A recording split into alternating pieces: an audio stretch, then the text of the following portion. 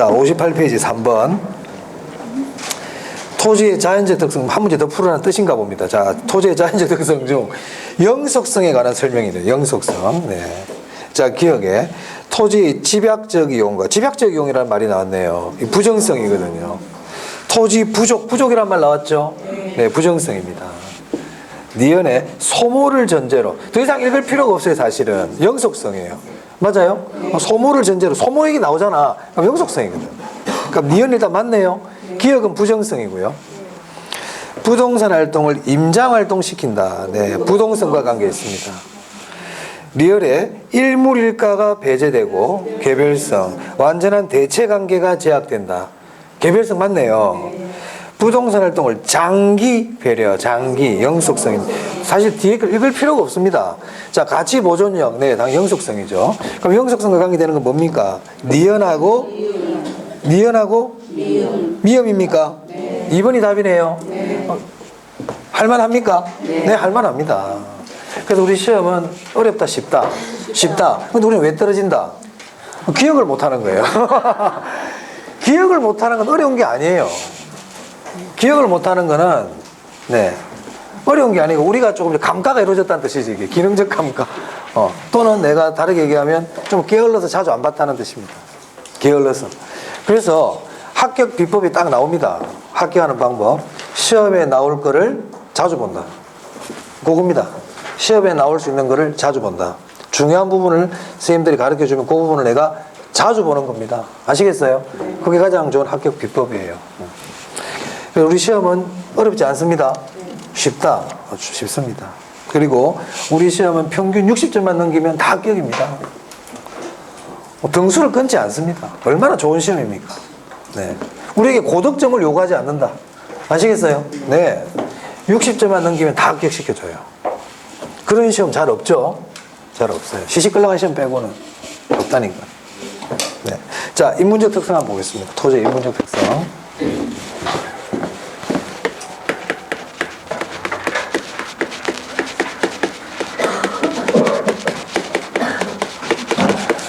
자, 이 토지의 인문적 특성은, 아까 토지의 자연적 특성은요, 토지가 처음부터 갖고 있던 특성이라 그랬죠. 원래부터 갖고 있던 특성이에요. 근데 토지의 인문적 특성은 인간에 의해서 생겨난 특성이란 말이에요. 그럼 토지의 인문적 특성은 인간에 의해서 생겨난 특성이니까 얼마나 많이 생겨날 수가 있겠습니까? 안 그래요? 지금도 만들어낼 수가 있잖아요. 그러니까 시험에 내기가 쉽지 않지. 언제든지 나올 수 있는 것들인데. 안 그렇습니까? 그래서 토지의 인문적 특성은 자연적 특성보다는 중요도가 많이 떨어진다. 많이 떨어진다.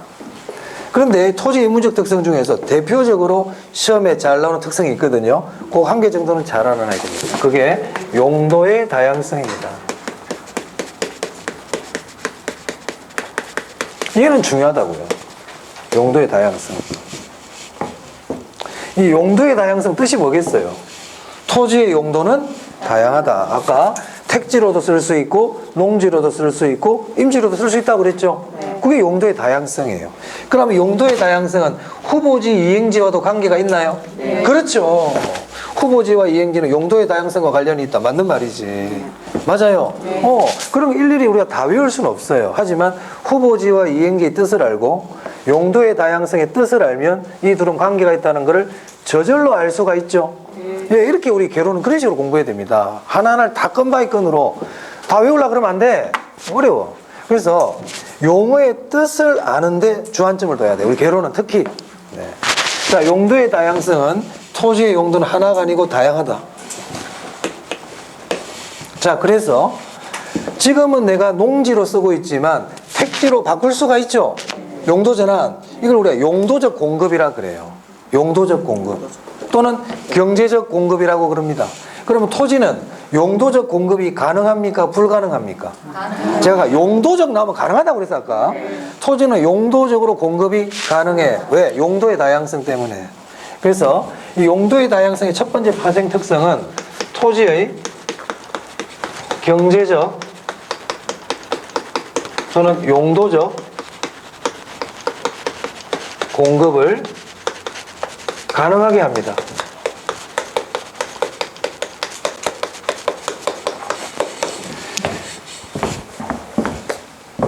이 경제적 용도적 공급이라는 건 뭘 얘기하냐면 공유 수면의 매립이라든지 바다를 메꾸는 거 말하는 거예요.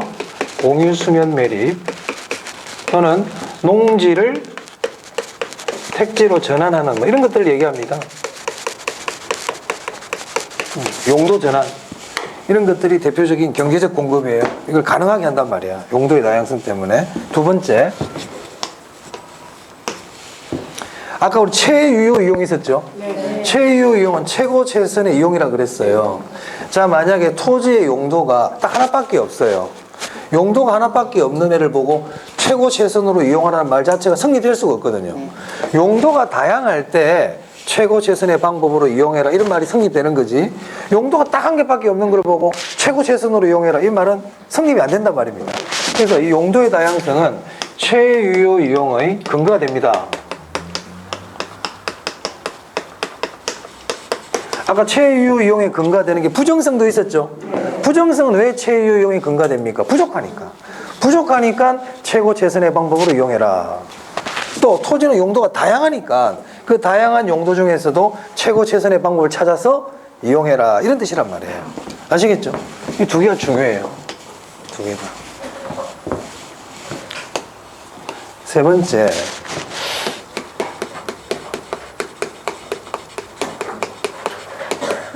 가격다원론 또는 가치다원론이라고도 그래요. 가치는 다양하다는 겁니다. 왜 그렇습니까? 용도가 다양하니까 가치가 다양하지. 농지로서의 가치가 다를 거고 택지로서의 가치가 다를 거고 임지로서의 가치가 다르겠죠.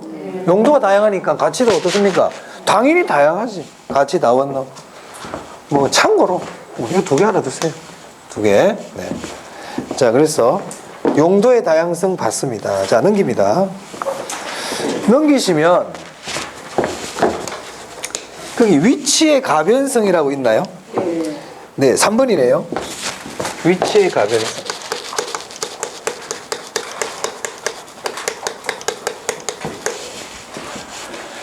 자, 가변이라는 것은 변한다는 뜻이죠. 자, 아까 부동성이 있었잖아요. 부동성은 토지의 위치가 변하는 겁니까? 안 변하는 겁니까? 안 변하는 거야. 그럼 우리가 위치가 변한다는 것은 절대적 위치일까요? 상대적 위치일까요? 위치가 안 변하는 것은 절대적 위치일까? 상대적 위치일까? 절대적 위치. 위치가 변하는 것은 상대적 위치거든요. 그럼 아까 부동성은 절대적 위치를 얘기하는 거예요. 부동성은 무슨 위치다? 그렇지. 그러니까 절대적 법칙이라고 그랬잖아, 아까 제가. 그래서 자연적 특성은 다 절대적인 거야. 위치도 절대적 위치인 겁니다. 자, 그런데 여기 위치의 가변성이라는 건 위치가 변한다는 뜻이잖아요. 그럼 이 위치는 절대적 위치일까? 상대적 위치일까? 상대적 위치거든요. 상대적 위치. 토지의 상대적 위치는 변할 수 있다는 거예요. 자, 어떤 여자분이 어떤 기업의 부장님 사모님이었어요. 근데 갑자기 그 부장님이 돌아가셨어요. 갑자기 사고로. 그래서 이분이 재혼을 했어. 대통령하고. 그럼 영부인이 돼버리는 겁니까? 사회적 위치가 바뀔 수 있습니까? 바뀔 수 있지. 토지도 마찬가지더란 말이야. 토지도 사회적, 행정적, 경제적 이러한 위치는 변할 수가 있더라 이 말입니다. 자, 그럼 저기 나와 있는 사회적, 행정적, 경제적 위치는 절대적 위치입니까? 상대적 위치입니까? 상대적 위치예요. 그러면 사회적 위치는 어떤 거고 행정적 위치는 어떤 거고 경제적 위치는 어떤 건지는 지금 안 해. 토지의 사회적, 행정적, 경제적 위치는 변할 수가 있다 이렇게 알아두시면 되겠습니다. 뭐 예를 들어 볼게요. 자, 만약에 울산이란 도시가 인구가 30만 명이었거든. 근데 인구가 많이 100만 명으로 늘어났어요. 그럼 이 울산이라는 사회적 위치가 변한다 이런 뜻입니다. 그래서 인구는 사회적 위치를 변화시키는 요인이 돼요. 인구. 무슨 말 알겠어요? 그리고 교통체계 같은 것들이 있거든요. 만약 울산에 전철이 들어섰단 말이에요. 전철이. 지하철이 들어왔어요. 그럼 울산의 경제적 위치가 변해요. 그럼 교통체계는 경제적 위치와 관계가 있어요. 그런 것들은 지금 기억하지 마세요. 나중에 뭐 9월달 이후에 봐도 돼. 지금부터 그런 거 외우지 말라고. 그냥 토지는 사회적, 행정적, 경제적 위치는 변할 수가 있다 이렇게 알아두시라고요. 오케이? 네. 그러면 이런 사회적, 행정적, 경제적 위치가 변하면 그 토지의 가치도 변할까요? 변합니다.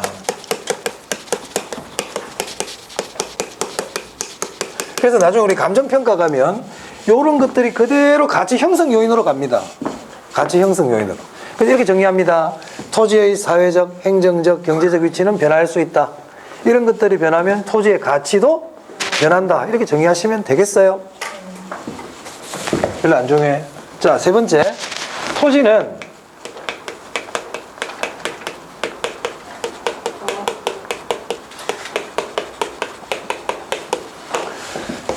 합칠 수도 있고요. 토지는 나눌 수도 있습니까?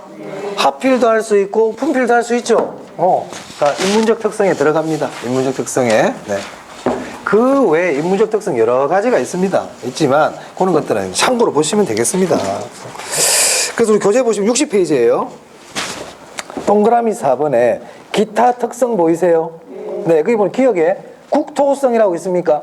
이 국토성은 뭐냐면 토지는 국토의 일부라는 뜻입니다. 토지는 국토의 일부다. 그럼 이 말 국토성은 개인에다가 초점을 맞춘 겁니까? 국가라는 데다 초점을 맞춘 겁니까? 네, 국가를 초점을 맞춘 거예요.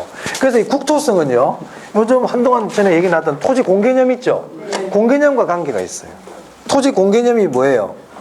토지 공개념은 개인의 소유권을 보장해 주는 겁니까? 좀 제한하겠다는 겁니까? 그렇지. 국토성과 관계 있거든. 토지는 개인의 재산이기 이전에 국토의 일부다. 그래서 국가가 공공의 이익을 위하여 개인의 소유권을 제한할 수 있다. 이게 국토성이거든요. 참고로 알아두시면 됩니다. 국토성 그냥 인문적 특성이구나. 그 밑에 투자의 고정성 보이세요? 네, 투자의 고정성은 부동산에 투자된 자본을 회수하는데 시간이 오래 걸린다는 뜻이에요. 네. 그냥 그렇구나 들어두세요. 제가 이런 거는 5월달 이후에 기본이 딱 닦인 이후에 그때 들어도 충분합니다.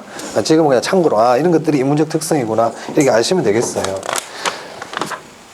자, 이 병합 분할 가능성 할 때 여기서 제가 규모의 경제에 대해 좀 설명을 드리겠습니다.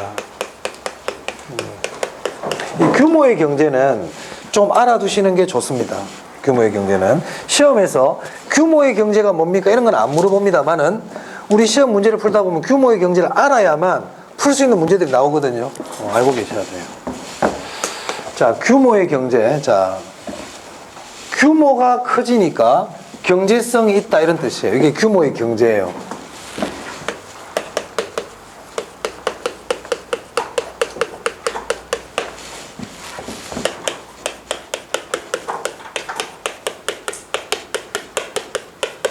이렇게 생각하시면 되겠습니다. 규모가 커지니까 비용이 감소한다.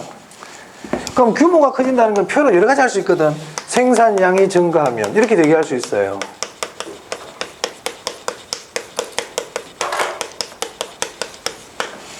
규모가 커지니까 비용이 줄어들더라. 그 말은 이익이 커진다는 뜻입니까? 네. 그렇죠. 이게 규모의 경제예요. 그래서 규모의 경제는 규모가 커지고 생산량이 커지고 하니까 비용도 줄고 이익이 커지더라. 이거를 규모의 경제라 그럽니다. 그럼 제가 이걸 왜 적었느냐? 자, 토지가 너무 조그만해 가지고 안 팔려. 토지가 너무 작아서. 그래서 좀 크기를 키워야 되겠어. 그럼 병합해야 돼, 분할해야 돼? 병합해야 된다, 병합. 그럼 병합은 규모의 경제와 관계가 있어요. 맞아요? 네, 그렇죠. 너무 큰 거야. 너무 크니까 안 팔려. 규모가 너무 커서 내가 지금 손해를 보고 있어. 그걸 뭐라고 그러냐면 규모의 불경제라 그래요.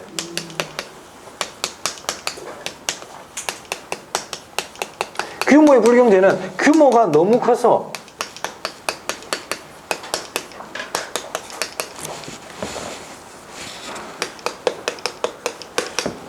비용이 증가하는 거예요. 즉 손해를 보고 있다 이 말입니다. 너무 큰 거야. 자, 예를 들었어요. 우리가 어떤 회사라든지 조직 같은 경우에 뭐 보험회사 같은 경우 보세요. 처음에는 3명, 4명 있는 것보다는 사람이 점점점 늘어나면 이익이 커지죠. 네. 맞아요. 네. 자, 공장에서 물건을 만들 때도 한 명이 만드는 것보다는 2명에서 만드니까 더 많이 만들더란 말입니다. 3명을 투입하니까 더 많이 만들어내요. 근데 이제 100명, 200명 자꾸 늘어나면 사람끼리 부딪히기도 하고 앉아서 잡담도 많이 하고 싸움도 일어나고 오히려 부작용이 커지기 시작하죠. 그게 규모의 불경제예요. 그래서 처음엔 규모의 경제가 일어나다가 일정 수준을 넘어서 버리면 규모의 불경제가 나타나기 시작합니다. 자, 공단을 만들어요. 공장 하나만 있는 것보다는 산업단지를 만들어주면 이익이 커지거든요. 도로도 같이 쓸 수 있고 전기도 같이 쓸 수 있고. 근데 이게 규모가 점점 커져버리면 어떤 일이 생겨요? 공해, 환경 문제가 생기죠. 맞습니까? 그래서 규모의 불경제는 규모가 너무 커서 생기는 부작용을 얘기해요. 자, 토지 볼게요. 땅이 너무 커. 안 팔려. 너무 커서. 그럼 어떻게 해야 돼? 분할해야 된다 이 말이에요. 그럼 분할은 뭐와 관계 있어요? 규모의 불경제와 관계 있다. 됐나요? 이 크자 같다. 맞습니까? 이 크자 맞나요? 네. 한 번씩 헷갈려 나도. 자, 규모의 경제와 규모의 불경제 아시겠어요? 자, 이 규모의 경제를 우리 나중에 정책론에 가면 이걸 이렇게도 표현합니다. 규모가 커지니까 비용이 줄어든다 그래서 이걸 비용 감소 산업이라고도 그래요. 비용 감소 산업. 비용 감소 산업. 규모가 커지니까 비용이 점점 줄어들더라. 아시겠습니까? 네. 요거는 좀 알아두시는 게 좋겠다. 자, 그래서 토지의 인문적 특성까지 봤습니다. 인문적 특성. 네, 넘기세요. 자, 이제 62페이지에 부동산의 속성 나오죠? 네, 거기 보면 이제 속성이라는 건 부동산의 이제 본질적인 걸 얘기하는데 거기 표 한번 봐보세요. 부동산의 본질 속성 해가지고 공간으로서의 부동산, 자연으로서의 부동산, 위치, 환경, 자산으로서의 부동산 보이세요? 네, 뭐 크게 중요한 거는 않습니다. 근데 그 중에 그 공간으로서의 부동산 있나요? 네, 요 부분만 조금 보도록 하겠습니다. 공간으로서의 부동산.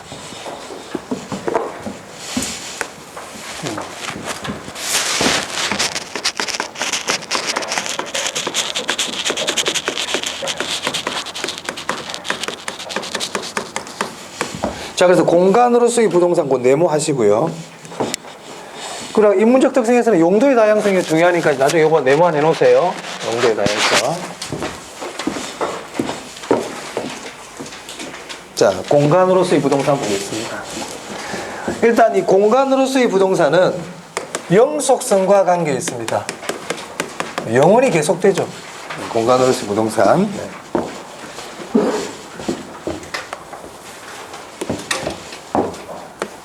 자, 여기 사람이 이렇게 한 명 서가 있어요. 자, 이 사람이 서가 있는 이 공간을 수평 공간이라고 그럽니다. 수평 공간. 자, 이 공중 부분 있죠? 맞아요?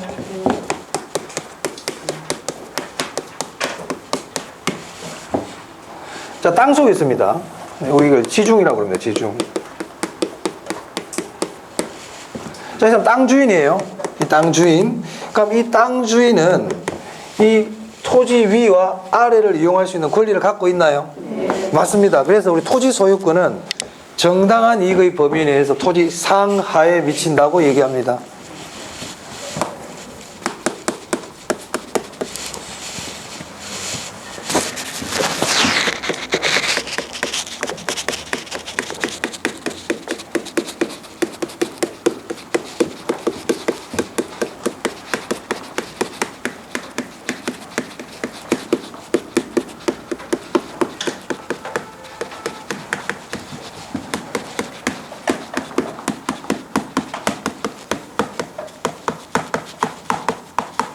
자, 우리 민법 규정에 나와 있는 내용입니다. 이게.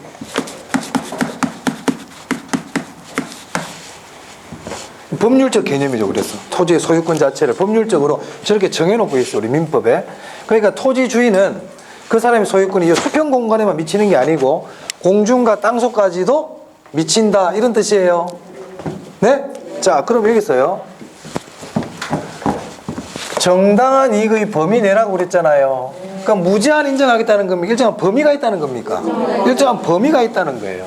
상대적이라는 뜻이고요. 제한이 된다는 거지. 상하에 미친다는 거는 입체적이라는 뜻입니다. 그래서 우리 민법에서 토지 소유권의 범위는 상대적이고 입체적으로 규정해 놓고 있어요. 자, 그리고 상하라고 그랬는데 위로 몇 미터, 아래로 몇 미터 구체적으로 얘기하고 있습니까? 구체적으로 얘기하고 있지 않거든. 그냥 상하라고 그래놨거든. 추상적이에요. 자, 그러다 보니까 분쟁이 생길 수가 있어요, 없어요?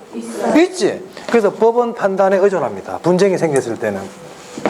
그래서 우리 민법의 토지 소유권의 범위는 구체적이지 않고 추상적입니다. 입체적이고 상대적이다. 그래서 분쟁이 생겼을 때는 법원의 판단에 의존한다. 이렇게 얘기합니다. 됐어요? 네, 그 정도 마시고요. 자, 그 다음에 그러면 토지 소유자는 수평 공간을 이용할 수 있는 권리도 있고 공중 공간을 이용할 수 있는 권리도 있고 땅속 지중 공간을 이용할 수 있는 권리도 있다. 그죠? 이때 수평 공간을 이용하는 권리를 지표권이라고 부릅니다. 뭐라고 부른다고요? 지표권. 지표권. 공중 공간을 이용하는 권리를 공중권이라고 부릅니다. 공중권. 땅속 지중 공간을 이용할 수 있는 권리를 지하권이라고 부릅니다. 지하권. 자, 그런데 조금 전에 토지 소유자의 공중권과 지하권은 무제한 인정합니까? 일정한 범위 내에 제한합니까? 제한하거든요. 그래서 토지 소유자의 범위가 미치는 데가 있고 범위가 미치지 않는 데가 있거든요. 그래서 이걸 이렇게 구분합니다. 사적 공중권과 공적 공중권. 지하권도 마찬가지로 사적 지하권이 있고 공적 지하권이 있다. 자, 그러면 여기서 토지 소유자의 권리가 미치는 것은 사적이라는 겁니까? 공적이라는 겁니까? 사적이라는 게 소유권이 미친다는 뜻이죠? 맞아요? 그러면 이 사적이라는 것들은 토지 소유자의 권리가 미치니까 침해를 당하면 보상이 가능하다는 겁니까? 보상이 안 된다는 겁니까? 네? 보상이 가능하다는 뜻이죠? 그렇지. 사적이라는 것은 보상이 가능하다는 뜻이에요. 공적은요? 보상이 안 돼. 침해당해도. 개인의 소유권이 보장이 안 되는 거야. 그럼 사적 공중권의 대표적인 게 뭐냐? 일조권, 조망권, 용적률, 우리 나중에 이제 공부하겠지만 개발권, 양도제 같은 것들입니다.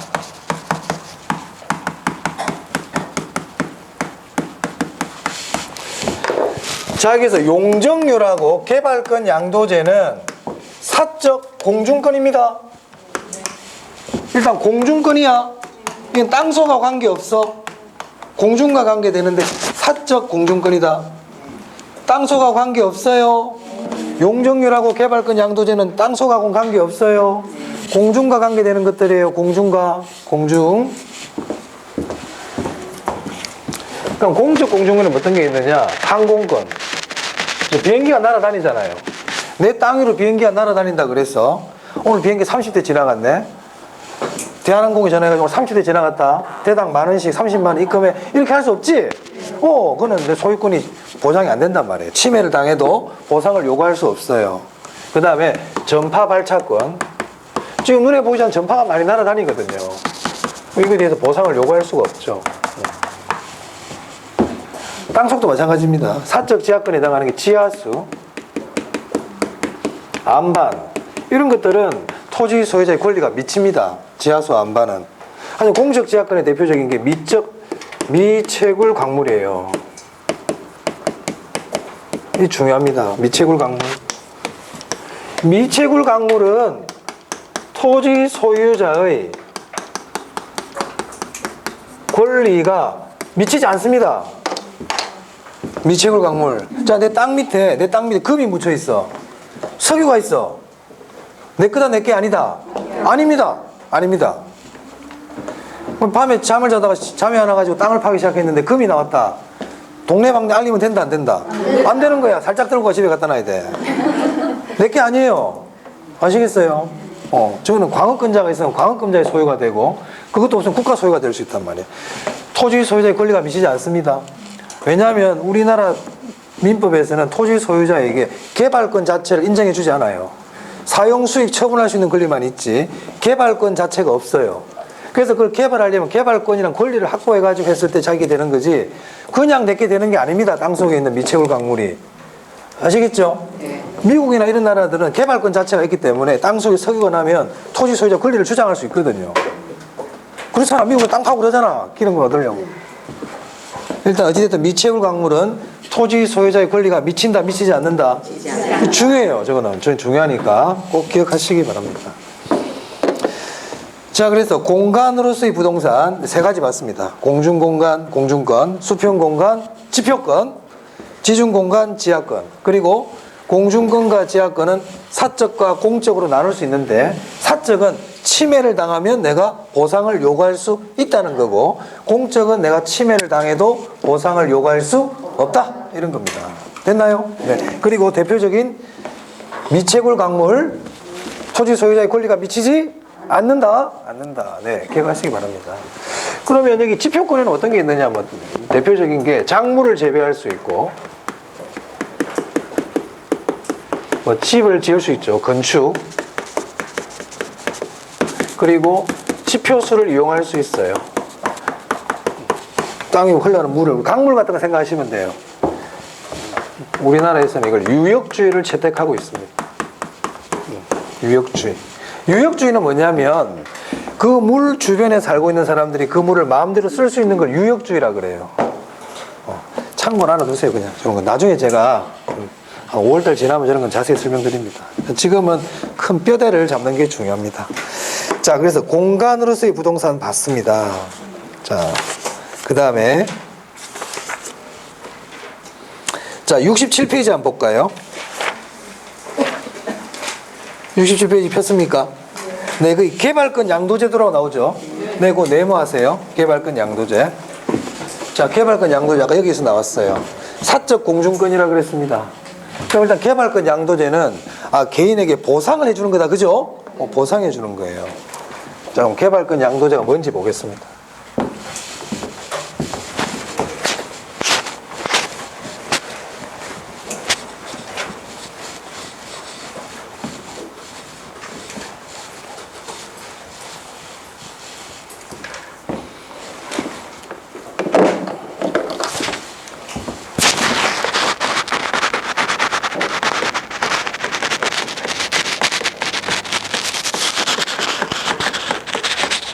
네, 영어로 TDR이라고 그럽니다. TDR. 네. 요거 좀 봐둘 필요가 있다고 봅니다. 자, 개발권 양도제.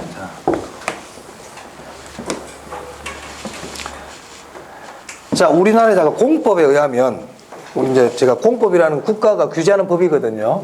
우리나라 모든 국토의 용도를 정해놨다 그랬죠. 그건 공법 시간에 공부할 내용이에요. 용도를 다 정해놨거든요. 그래서 보존 지역이 있고, 개발 가능 지역이 있어요. 토지를 용도를 이렇게 딱 정해놨단 말이에요. 뭐 여기 예를 들면 경주라 해봅시다. 경주는 문화재를 보호해야 되기 때문에 고층 건물 같은 걸 지을 수가 없거든요. 여기는 한 요 정도밖에 건물을 지을 수가 없다. 3층. 근데 개발 가능 지역의 토지 소유자는 이만큼의 건물을 지을 수가 있더라는 거예요. 똑같은 땅 크기인데. 자, 그러면 이 보존 지역의 토지 소유자는 개발 가능 지역의 토지 소유자에 비해서 손해를 보고 있죠. 네. 손해를 보고 있잖아요. 땅속 공간을 손해 보고 있습니까? 공중 공간을 손해 봅니까? 그렇지, 공중 공간을 손해 보고 있거든요. 요만큼의 공중 공간을 손해 보고 있단 말이에요. 그러면 이 공중 공간에 대한 손실 부분을 보상해 주기 위한 제도가 개발권 양도제입니다. 그래서 개발권 양도제 첫 번째 공중권 보상입니다. 공중권 보상. 그럼 개발권 양도제는 어떻게 하는 거냐? 이 공중 공간에 대한 권리를 다른 사람에게 매각할 수가 있어요. 양도, 팔 수 있다는 거야. 이 공중을 개발할 수 있는 권리, 공중을 개발할 수 있는 그 개발권을 양도할 수 있다, 이 말입니다. 아시겠죠? 자, 이때 이 공중을 개발할 수 있는 개발권을 정부가 사주는 게 아니고 시장을 통해서 매매할 수 있도록 하는 거예요. 어디를 통해서? 시장을 통하여. 시장원리예요, 시장원리. 정부의 보상이다, 정부의 보상이 아니다. 정부 보상이 아닙니다. 정부 보상이 아니라는 것은 정부의 재정적 부담이 있다, 없다? 정부의 재정적 부담이 없어요. 시장 원리, 시장 기구를 통한 보상이다.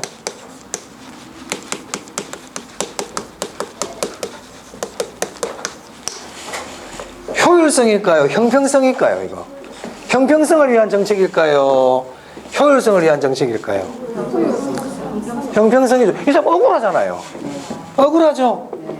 공평하지가 않잖아요. 형평성을 위한 정책이죠. 그럼 제가 얘기를 안 해도 뭐는 저해가 될까요? 효율성이 저해가 되죠. 효율성이 저해가 되죠. 우리 나중에 공부하겠지만 이렇게 보존지역, 개발가능지역, 이게 토지의 용도를 정해주는 거를 지역지구제라 그럽니다. 이게 나중에 공부합니다. 이게 토지의 용도를 정해주는 거 뭐라 부른다고요? 지역지구제, 지역지구제. 그러면 이 개발권 양도제는 지역지구제의 문제점을 해결하는 방법입니까? 네. 지역지구제의 문제점이잖아요. 이게 지금 한쪽 지역은 억울한 지역이 생기잖아요. 맞아요? 그래서 이 개발권 양도제는 지역지구제의 보완책이야. 나중에 또 설명드릴 거예요. 지역지구제 가면 지역지구제의 보완책이다.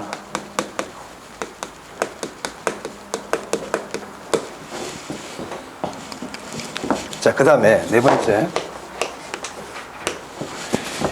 시장기구를 통한 보상이 중요합니다. 이거 시장기구를 통한 보상이에요. 네. 자, 요까지만 듣고 있잖아요. 집에 가버려서 갑자기 전화를 받고 한 분이 뒤에 앉아있다가 급한 일이 생겨가지고 가면서 이제 친구한테 전화를 하는 거예요. 경주에 있는 친구한테. 야, 친구야, 내 조금 전에 수업 듣고 왔는데 니 그 경주에 안 그래도 니 뭐 위에 건물 못 짓는다고 니 지금 난리 치던데 그거 팔 수 있단다 이러는 거야. 그 친구한테. 무슨 소리야. 나 지금 경주에 20년째 살고 있는데 그 처음 들어보는 얘기인데 무슨 소리야. 아니야, 조금 전에 그렇게 얘기했어. 선생님이 침을 튀기면서 팔 수 있다고. 빨리 알아봐봐. 그래? 알아볼게. 그걸 끊었어요. 이런 사람들을 위해서, 네, 우리나라에서는 안 합니다, 이거. 우리나라에서 한다, 안 한다. 그냥 얘기하면 기억이 날까, 안 날까? 시험에 내야 기억을 잘해. 잘 내, 그랬어. 우리나라에서는 시행한다, 안 한다? 시행 안 합니다. 시행 안 합니다. 그래서 개발권 양도제는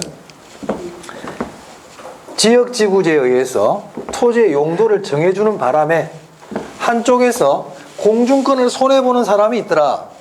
이 사람의 손해를 보상해주기 위한 제도가 개발권 양도제다. 우리나라에서는 하진 않는데, 그래서 이 개발권 양도제는 일단 공중권을 보상해주는 제도다. 근데 이 공중권을 보상해줄 때 정부의 재정으로 보상해주는 게 아니고 시장기구를 통해서 보상이 이루어지는 거다, 이 말입니다.